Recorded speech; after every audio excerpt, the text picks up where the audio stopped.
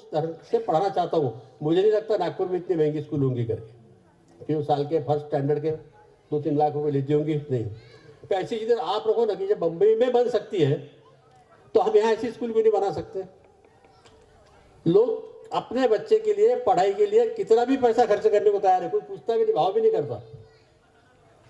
आप education sector में आइए, 90 बच्चों पे मैंने स्कूल खोली थी। लोगों ने बच्चे, नहीं बाबा गांव से इतने दूर कहाँ स्कूल खोलते, ये करते वो करते करके, फिर स्कूल बस नहीं बोले तुम्हारे पास में। फिर वो उस समय मेटाडोर गाड़ी आती थी, वो गाड़ी बुक किया, मिलने को 15 दिन लगे। तो हमने 3-4 दोस्तों ने स्कूटर पे, लोग बच्चे लेके जाते थे हम हमारे स्कूटर पे, और फिर घर पे पहुंचाते थे। बाद में फिर जब बस आई तो फिर वो बस में आने लगे बच्चे। जिस स्कूल में 99 में 90 बच्चे थे, उस स्कूल में आज 5,500 बच्चे और एंट्री नहीं है। और उसकी 22 ब्रांचेस बुल्ढाना जिला और आसपास नांदेड़ में वगैरह में की, सब मिला के 29,000 बच्चे हैं। और करीबन सभी स्कूलों की ये परिस्थिति है कि एडमिशन दे नहीं सकते। पिछले 16 साल में मैट्रिक में एक भी लड़का वापस हुआ नहीं, 16 स्कूलों के में। इतना ख्याल, वो तो मेरी बेटी दिखती है स्कूल है, तो इतना ख्याल हम लोग देखते हैं। और इतना बहुत वेटिंग हर चीज के अंदर। आप कोई भी, जहां आपका संयम छूट गया, अरे बाप रे 4 साल से दुकान लगा के बैठा, गिराएगी नहीं यहाँ पे, फिर धंधा चेंज करते हैं आप, फिर धंधा चेंज करते नहीं। आप इतने जल्दी एक तो सोच समझ के बिजनेस स्टार्ट कीजिए, किया तो उसको छोड़िए मत। जो है माँ बाप दो ही रहते, कहीं कहीं दोनों जॉब करते, कहाँ पे एक आदमी जॉब करता है, महिलाएं बाकी काम करती है, और बहुत से जगह पे डिवोर्स के मैटर चलते रहते हैं। तो बच्चे पे से झगड़े होते हैं तो बच्चा ले जाके हॉस्टल में डाल देते हैं। मेरे 1200 में से कम 25 बच्चे तो यही है जिनके माँ बाप के डिवोर्स के झगड़े चालू है, उन्होंने लाके वहाँ पे बच्चों को छोड़ दिया हमारे पास में। तो आप इतनी स्टैंडर्ड स्कूल खोली है, पैसा लगने वाला है, लेकिन स्कूल के बिजनेस में जो एक मानसिक समाधान है उसकी कहीं बराबरी नहीं है। संडे के दिन जब मैं जाता हूँ स्कूल में, 1200 बच्चे ग्राउंड में अलग अलग गेम खेलते रहते हैं। कोई आता है, कोई बोलता सर मेरे मम्मी से बात करा दो ना फ़ोन पे जरा, क्योंकि वहाँ फिक्स टाइम रहता है ना उनका, तो कब करना क्या नहीं करना। कोई बच्चे कंप्लेंट करते हैं, सर इसने मुझे मारा, इसने किताब फाड़ा। ऐसा लगता है कि साक्षात स्वर्ग तो यही है, कहाँ ढूंढ रहे स्वर्ग। 1200 बच्चों के साथ में जब आप खेलते हो कितना आनंद आता है। मैं आपको विनती करूँगा सबको कि आप 2-4 बसेस कीजिए, अगला चांडक का अधिवेशन बुल्ढाना में लीजिए। और जैसे अभी अकोला से आए थे लोग, अकोला से 3 महीने पहले काफ़ी 40-50 लोग आए, समाज के सभी लोग आए। उन्होंने सारी एक्टिविटी देखी हमारी, और देखने के बाद में उन्होंने बोला कि भाई हम भी कुछ ना कुछ करेंगे। और इसलिए उन्होंने कल फिर मेरा उस धरती पे कार्यक्रम लिया था, कल अकोला के अंदर। आप स्कूल यूनिवर्सिटी के अंदर आइए, बहुत मानसिक समाधान, लॉस के कोई चांस नहीं है। शुरू के 4 साल 5 साल अगर छोड़ दिए, जब तक कि आपका मैट्रिक का रिजल्ट आता नहीं, रिजल्ट कभी अच्छा आ गया तो आपके यहाँ एडमिशन का प्रॉब्लम ही नहीं है। क्लासेस लेने के लिए बड़े मुश्किल से एक आधा टीचर मिलता होगा। यहाँ पर 80,000 रुपये की नौकरी के लिए 30 लाख रुपए डोनेशन देके स्कूल में लगते टीचर लोग। और एलएड के क्लासेस वाले टीचर को मिनिमम 1.5 लाख से 10 लाख रुपए तक की सैलरी है। वो भी एमएससी बीएड है, वो भी बीई बीएड है, लेकिन हमारा एमएससी बीएड महाराष्ट्र का कुछ भी नहीं पढ़ा सकता। तो एक स्कूल यूनिवर्सिटी बहुत अच्छी है। दूसरा विषय है लॉजिस्टिक का। आने वाला समय पूरा लॉजिस्टिक का है। आप देखिए हिंदुस्तान का 70% लॉजिस्टिक हरियाणा के अग्रवाल के लोगों के ताबे में है, और 30% पे साउथ में है, 5-10% हमारे यहाँ पर होगा महाराष्ट्र के अंदर। तो लॉजिस्टिक में आइए, आने वाला जमाना पूरा लॉजिस्टिक का है। आप खुद की कोल्ड चेन बनाइए, 5-7 जगह पे कोल्ड स्टोरेज बनाइए। वहाँ पे दवाई का होगा, दूध के आइटम होंगे, दवाई सारे आइटम रखिए, उसका स्टोर करना और उसके हिसाब से उसका डिस्ट्रीब्यूशन करना। इतनी ज़रूरत है, इतनी ऐड आती रहती है इसकी। तो खुद की अपने आप कोल्ड चेन बनाइए। एक कोल्ड स्टोरेज नागपुर में बनाया, दूसरा अकोला में बनाया, फिर और कहीं आगे बना दिया। कोल्ड आने वाला समय पूरा कोल्ड चेन का है। आपको आश्चर्य होगा कि 1968 से 1972 तक के हमने अमेरिका का अनाज खाया, लाल गेहूं खाया हमने, सबने मिलो खाई। तब हिंदुस्तान में अनाज नहीं था, जब 70 करोड़ लोक संख्या थी। तो आज की ये स्थिति है कि हम दुनिया में तीसरे क्रमांक पर अनाज निर्यात कर रहे हैं, जबकि 140 करोड़ है। इतने हम एग्रीकल्चर में आगे के आने वाला समय पूरा एग्रो बेस्ड इंडस्ट्री का है, और एक एग्रो बेस्ड इंडस्ट्री ऐसी कि इसको मार्केटिंग की आवश्यकता नहीं है, क्योंकि सवेरे इसको उठने के बाद में उसको अनाज लगता, हर लगता, नाश्ता लगता, सब लगता, हर चीज लगती है उसको। तो आने वाला समय पूरा इसका है। लॉजिस्टिक के अंदर आइए आप, कोल्ड चेन के अंदर आइए, ऐसे कई प्रकार के बिजनेस है। जिसके बाद में सबसे बड़ा है कि हर आदमी मरने को डरता, फिर ऑर्गेनिक की तरफ पैसा जाए। आप ट्रायल करके देखिए, आप बाजार से सब्जी लाइए, इस सब्जी को धोइए, आप बेसिन में धोते होंगे, धोने के बाद में उसको फिर जो अभी जो मशीन आई है सब्जी धोने की, उसके अंदर फिर से धोइए, उसका जो पानी निकलेगा उसकी बास भी ले नहीं सकते आप। इसका मतलब आप इतना जहर खा रहे। ऐसे कई बिजनेस है कि जिसके अंदर आपको मार्केटिंग करना पड़ता है। आप एमआईडीसी में घूमेंगे, आधे यूनिट बंद दिखते हैं आपको, मार्केटिंग में फेल हो गए। बिजनेस ऐसा करें कि उसको मार्केटिंग की आवश्यकता है नहीं, ग्राहक के लिए आपके पास में आने देना। इस तरह का आप कोई भी बिजनेस में, इस बिजनेस के अंदर जाने की कोशिश कीजिए। और एडवर्टाइज, हम आप जो भी आप व्यापारी होंगे, ऐड का जो है ना, आजकल एडवर्टाइज का जमाना है। आपकी जाहिरात कैसी होना चाहिए? कॉज रिलेटेड, किसी कारण के साथ में आपकी जाहिरात जुड़नी चाहिए। नुस्ती जाहिरात पे लोग भरोसा करते नहीं। 38 साल के अंदर बुल्ढाना अर्बन की डिपॉजिट की एक भी जाहिरात नहीं है। मुझे बता दो कि 38 साल के अंदर किसने बुल्ढाना अर्बन की डिपॉजिट मांगा, ऐसी ऐड देखा होगा करके। ये ऐड नहीं देने के बावजूद में आज इतना डिपॉजिट बढ़ गया। और मेरे साथ में जो संस्थाएं चालू होती है बंद हो गई, उन्होंने डिपॉजिट की बहुत ऐड किया। ऐड करने का तरीका होता है। आज से 25 साल पहले आपने देखा होगा टीवी पे जाहिरात आती थी, अगर आप टाटा का नमक खरीदेंगे तो 10 पैसे ऑर्फनेज को जाएंगे।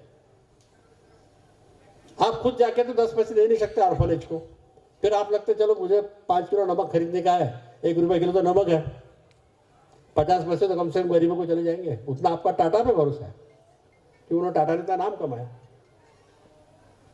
तो आप जो भी ऐड देंगे, एक कॉज रेट चाहिए, कुछ कारण चाहिए, कुछ ना कुछ। जैसे बुल्ढाना अर्बन की जो ऐड है, हम जो आपको एफडीआर की रसीद देते हैं उसके पीछे लिखा हुआ है, आप बुल्ढाना अर्बन से व्यवहार करेंगे तो कुछ गौ माता के प्राण बचेंगे, कुछ सैनिकों के बच्चों को पढ़ाई करने के पैसे मिलेंगे, कुछ लोग एम्बुलेंस में सही समय पहुंचेंगे। ऐसे कई प्रकार की 4-5 बातें उसमें लिखी हुई है। फिर आपको लगता है कहीं भी जाओ 9-9.5% तो मिल ही रहा, फिर बुल्ढाना अर्बन क्यों नहीं पैसे रखते, इतना काम तो कर रहे, क्यों काम आप नहीं कर सकते। तो एक जाहिरात का तरीका है, जाहिरात के और भी कई तरीके। आपको आश्चर्य होगा, 95 के अंदर 2 दिन के अंदर हिंदुस्तान के सारे गणपति ने दूध पिया था, बराबर है। कहाँ ऐड थी उसकी? कोई ऐड नहीं थी। तब दूरदर्शन भी सवेरे 3 घंटे, शाम को 3 घंटा, 2-3 चैनल थे। व्हाट्सएप, फेसबुक कुछ नहीं था। 2 दिन के अंदर हिंदुस्तान के सारे गणपति दूध पिए, तीसरे दिन दुनिया के गणपति दूध पीने लगे, बराबर है। याद है आप लोगों को? ये कैसे संभव हुआ? Mouth publicity. माउथ पब्लिसिटी ये सबसे अलग तंत्र है अपने व्यवसाय की जाहिरात करने की। ये काफी बड़ा विषय है। एक दिन कभी रहा आप लोगों का तो उतना विषय रहा था, आधा घंटा में सिर्फ माउथ पब्लिसिटी कैसे करते हैं विषय में बोल सकता हूँ। तो ऐसे 140 करोड़ की लोक संख्या है देश की। रोज कई लोग मरते, कई लोग पैदा होते हैं। कितने लोगों का नाम हमको याद रहता? याद 13 दिन के ऊपर शायद किसका नाम भी याद नहीं रहता। तो कुछ जीवन में ऐसा करके जाइए कि कम से कम कुछ दिन तो लोग हमारा नाम याद रखें।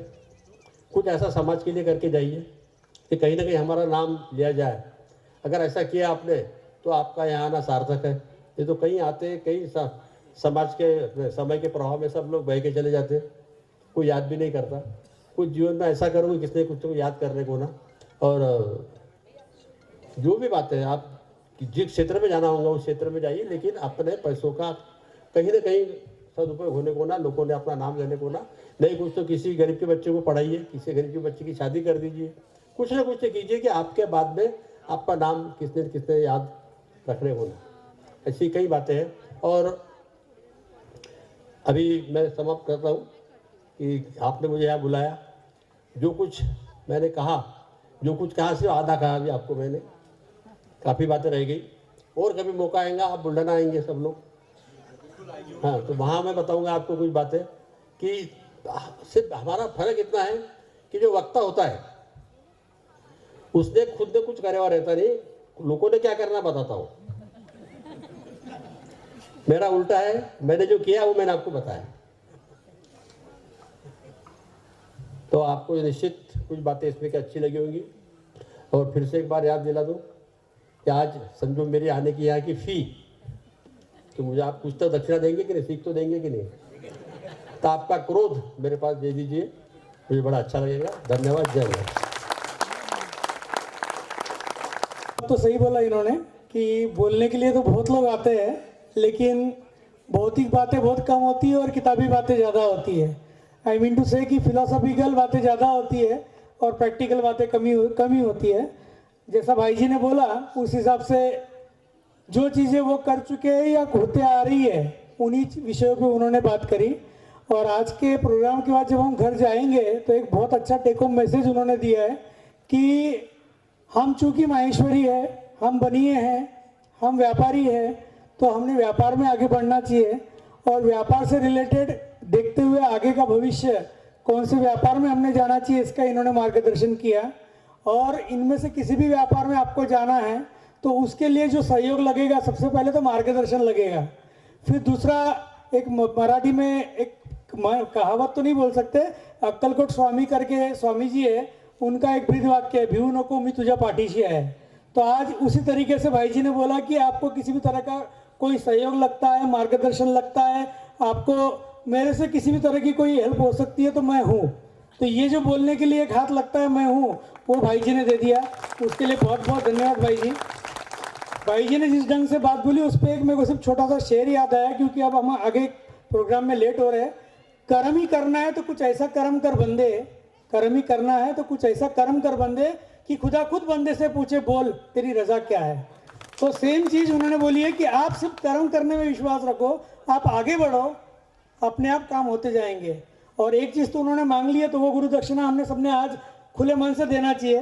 पहली बात तो हमारा क्रोध वो ले रहे हैं, इससे बड़ी बात क्या हो सकती है। तो आज के लिए हमारा टेक होम यही है कि हम पहली शिक्षा ये लेंगे कि हम यहाँ से क्रोध छोड़ के जाएंगे। और अगली बार ये जो अटेंडेंस है हमारा, इससे दुगना अटेंडेंस लेके हम लोग भाई जी आपके यहाँ आ रहे हैं। अगले साल का चांडक का परिवार हम लोग बुल्ढाना अर्बन कोऑपरेटिव सोसाइटी या सहकार विद्या मंदिर के प्रांगण में, जहाँ भाई जी हमें बुलाएंगे, उस जगह पे जाएंगे और इससे दुगनी संख्या में हम लोग जाएंगे, ताकि जो चीज़ें इन्होंने यहाँ पर बोली वो सारी चीज़ें हम लोग वहाँ पर अपनी आंखों से देख सके, अनुभव कर सके और वहाँ से भी कुछ चीज़ें और लेकर आए, थोड़ा स्वार्थी बने, लेकर आए। अभी एक बार चांडक का परिवार की बात कर रहे हैं, विदर्भ लेवल की बात करेंगे अपन। और अभी मैं मंच फिर से सौंपता हूँ रूपा भाभी को, क्योंकि इसके आगे सभी के लिए बहुत ही शानदार एक इंटरैक्टिव सेशन डॉक्टर कविता भाभी चांडक और किशोर भैया लेकर आ रहे हैं। आज का दिन बहुत यादगार रहा और आदरणीय भाई जी ने जो जीवन के कई पहलुओं पर प्रकाश डाला और जो मार्गदर्शन किया, निश्चित तौर पर ये अनुकरणीय है। बहुत ना सही पर कुछ ना कुछ निश्चित तौर पर हम सभी को कोशिश करना चाहिए। आदरणीय भाई जी ने जब कहा कि गुस्सा मैंने सबसे पहले छोड़ा, तो पब्लिक में हम सब एक दूसरे को देखकर हंस रहे थे। किसी ने, उन्होंने बोला हाथ ऊपर कीजिए कौन छोड़ेगा, किसी ने कोशिश भी की, फिर एक दूसरे पति पत्नी को देख के डरते डरते हाथ नीचे भी कर लिया। ये चीज़ मैं ऑब्जर्व कर रही थी। और जिसका टॉपिक है बदलती संवाद शैली का आज के जीवन व रिश्तों पर असर। इस टॉक शो को जो मुख्यतः कंडक्ट करने वाली हैं डॉक्टर कविता मनीष जी चांडक।